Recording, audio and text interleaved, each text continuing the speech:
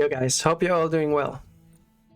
After in the last video we had a look at how the meta currently shapes up and how the mini set might impact it, we reached the conclusion that it will probably, while there are some pretty good cards that we'll see play, it probably doesn't fundamentally change what decks are good and what decks aren't as much. So I think that either directly with the mini set release or shortly thereafter we will see some balance changes, and today I wanted to talk with you guys about that. So let's jump right in. First up, the clear best deck is an obvious candidate for nerfs, and that's Drunk Paladin. This is quite interesting to change because the main offenders in this are probably Sea Shanty and Flickering Lightboard being just cheated out relatively early and with a limited removal post-rotation are quite difficult to answer. So there are a couple of things. You could obviously nerf those directly. That's that, but then either you nerf one a lot harder than the other or you nerf both, I don't know. But I feel like the more elegant solution to actually lower the power level of both of these cards is to actually nerf Divine Brew. And Divine Brew is the main enabler of these cards. Life-Saving Aura helps a lot, but there are variants which cut the Slither Spear and then, due to the lack of minion targets, should probably stop running Life-Saving Aura. So Divine Brew is the main enabler here, pretty much, because you can cast it on your own face, and it's a targeted spell, it's a holy spell, it's very, very good. And obviously you could turn this to 2 mana, but 2 mana it's probably just bad. And I think the more elegant solution is just to nerf Divine Brew to 2 drinks. Will that be enough? I'm not quite sure. This will probably slow down the Paladin on average like 1 or 2 turns, I think.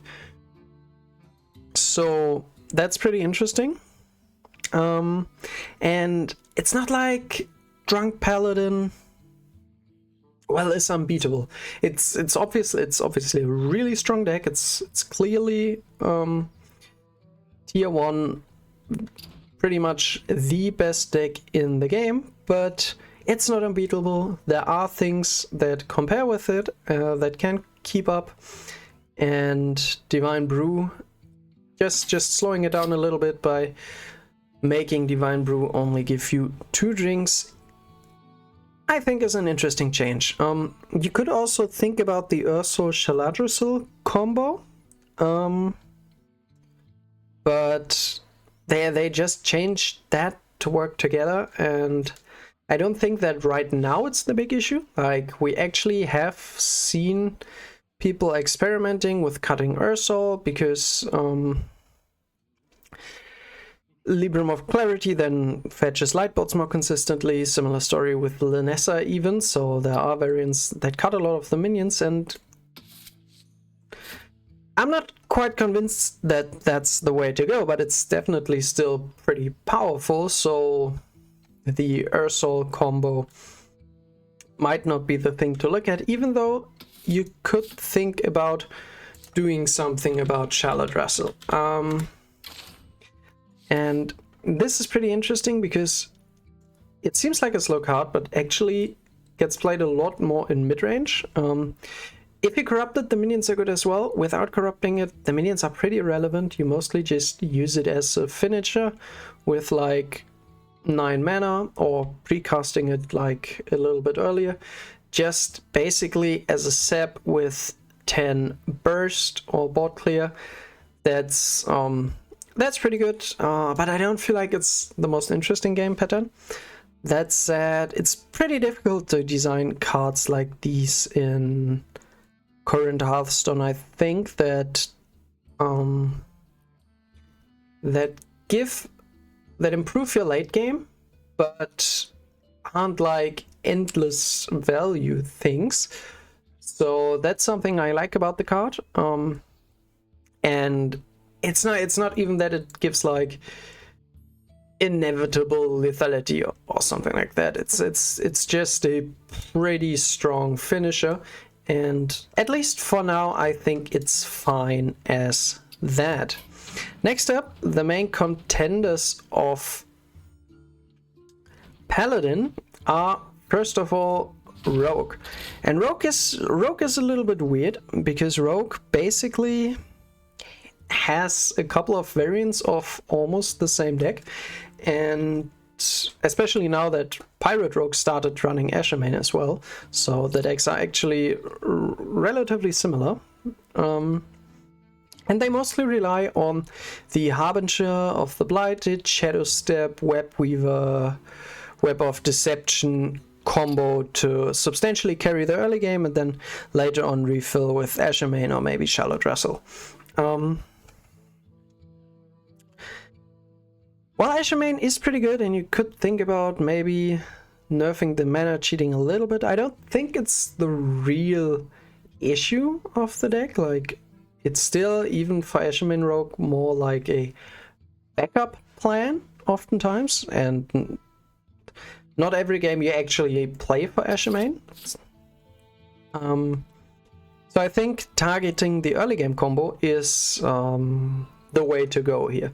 The thing is, if you nerf it too hard, I feel like Rogue in pretty much all its variations just becomes unplayable. Like, all the Rogue decks rely on this interaction so much, I don't think you can kill it fully without just removing the class from the game, pretty much.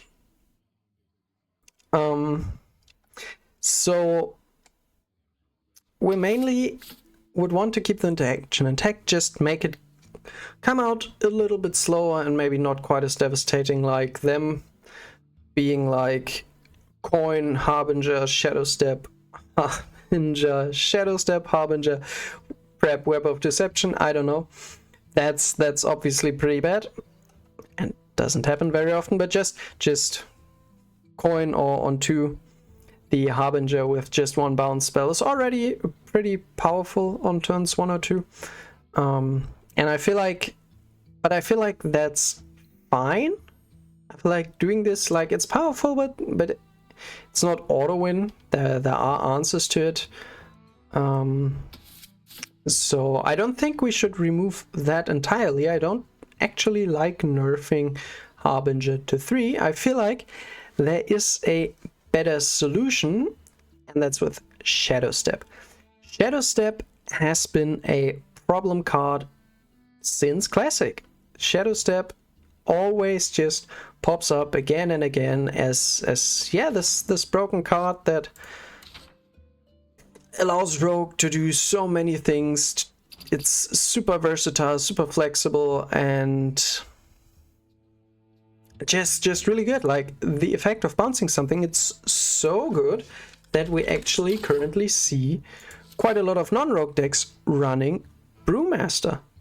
And like, in pretty much every situation where you would run this, the 2 mana is irrelevant. Like, just a 0 mana spell with this effect would, in like 99.9% of cases where you run Brewmaster, that would just be better. So that gives you perspective on how insane Shadow Step is, because Shadow Step is not only that, the 0 mana spell, it also mana cheats. It reduces the cost by 2, and I think that's ridiculous. Just nerfing the cost reduction to 1 would probably be enough to like lower the power level of this significantly. You couldn't just go off with like double Shadow Step or something turn 1 when you countered the Harbinger. So even nerfing it by 1 might be enough, although I could see I could see just removing the cost reduction entirely. I think Shadow Step would still be just a very good card. You just wouldn't see it in every single rogue deck anymore. And yeah, that honestly might be a good move. Just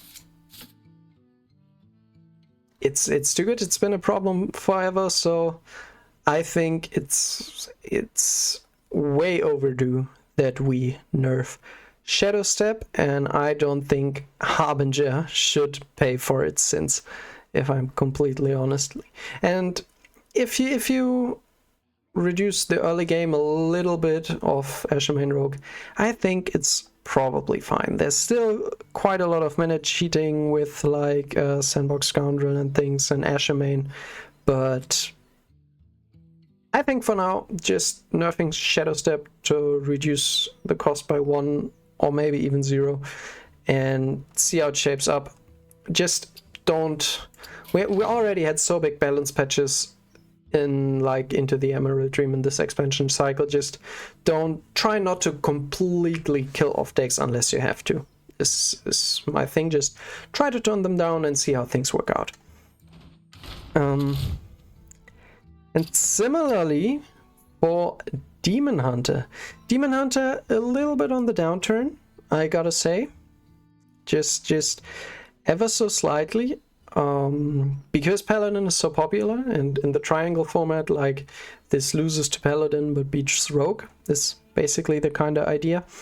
But still, this is a phenomenally good deck, and it even gets support in the mini set. Tindral, I think, is a really good addition as a death rattle is to run alongside Ballhawk.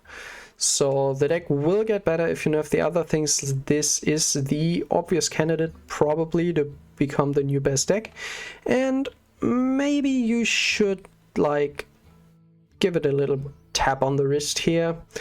Although I'm not quite sure honestly what you would nerf.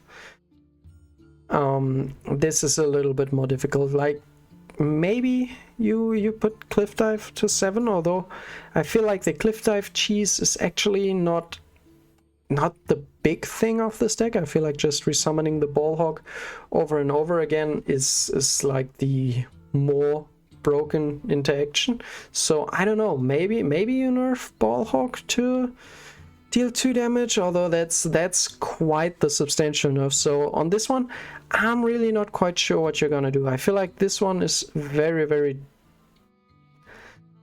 difficult to get right. I don't know. If you have suggestions, put them down in the comments and I'll think about it. Maybe we'll talk about this specifically. And for the top meta decks, like this, in my opinion, are like the 3 best decks, but there are a couple of other cards and play patterns that may not be as fun. And if we talk about that, the first thing that comes to mind is obviously Zarimi Priest. Zarimi Priest, while not performing super well, the higher you go, like it gets worse, the higher your rank becomes, basically. It's still a very competent deck, and it's very annoying to play against because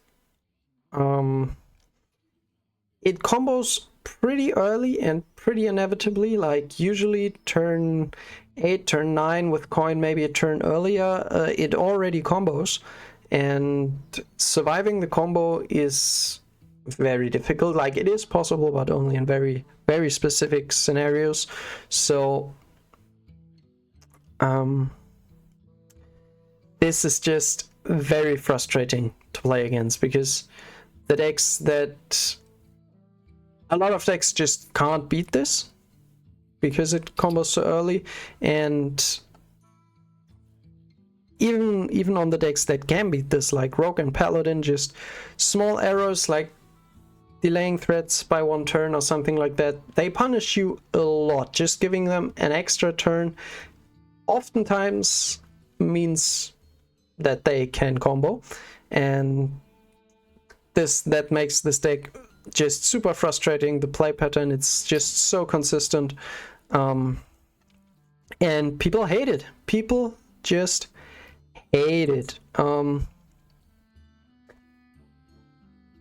There are obviously like a couple of things you could do. You could change Zarimi, you could nerf her again to that you have to play a lot more dragons. I don't know what would be appropriate there. You could also change like narrow legs to your dragons cost 2, or maybe your dragons cost like 5 less or something. 7 less, maybe even. Would fit the card, like 7/7 reduced by 7. Would be interesting. And outside of these combos, like there are obviously scenarios where you could imagine narrow legs being played, but right now we're very far off that. We're very far from narrow legs finding any other purpose. So that could be interesting, although it obviously opens up the door for another issue where reducing the cost by 7, but not less than 1, maybe. Maybe that's the call. Something like that. I'm not quite sure. The other cards in this, like, maybe you nerf Briarspawn. It's just the kind of card that no matter how in all the cases where you would play Briarspawn Drake, it's probably a pretty bad play pattern. Like, either this card is frustrating or you just don't see it, is the way I think about it. So you could also think about maybe doing something about Briarspawn, or maybe even completely working Zarimi. Like, this kind of effect is very annoying and yeah, just very frustrating to play against. So maybe just reworking her completely could also be an angle. I'm really not sure. I feel like the most straightforward one is just slightly nerfing narrow legs. I don't think making it 8 mana or something really does the trick here. I think you really should just make it reduce cost by, I don't know, 5, 7, and not less than 1. Something like that I think could be good for narrow legs. And those are the main offenders, I think. There are a couple of other cards you could think about for hand buff decay. Amateur Puppeteer is very, very insane. Maybe you could nerf this to like 6 mana or something. That's something to think about if you're scared of Death Knight taking over afterwards. In a similar vein, I don't actually have a deck prepared.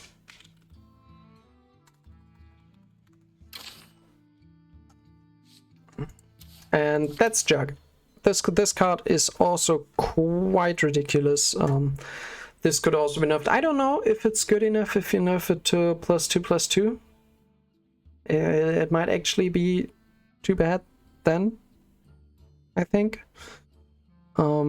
So maybe going 6 mana here is the way to go if you're scared about that. Like, the Menagerie decks are all pretty powerful, particularly Death Knight and Demon Hunter. So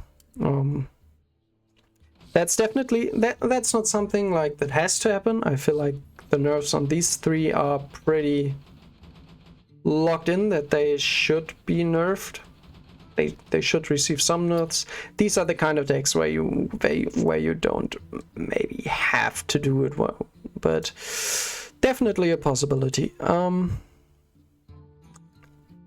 And lastly, there is another 2 cards actually I want to talk about. One card is Ancient of Fury. You see this in a lot of decks, but I feel like in most decks it's actually pretty fine. Like, maybe you change it to 6 mana, maybe you reduce like the armor by 1, just give it a very, very gentle tap on the wrist. But the thing is that in Warlock it becomes quite ridiculous pretty fast with Cursed Campaign, with Eternal Layover.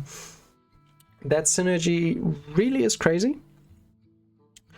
But since Warlock is mostly like reactionary. Like this deck is not super oppressive in itself. It's mostly just a meta call to counter certain things in the meta, specifically Rogue and the very slow decks.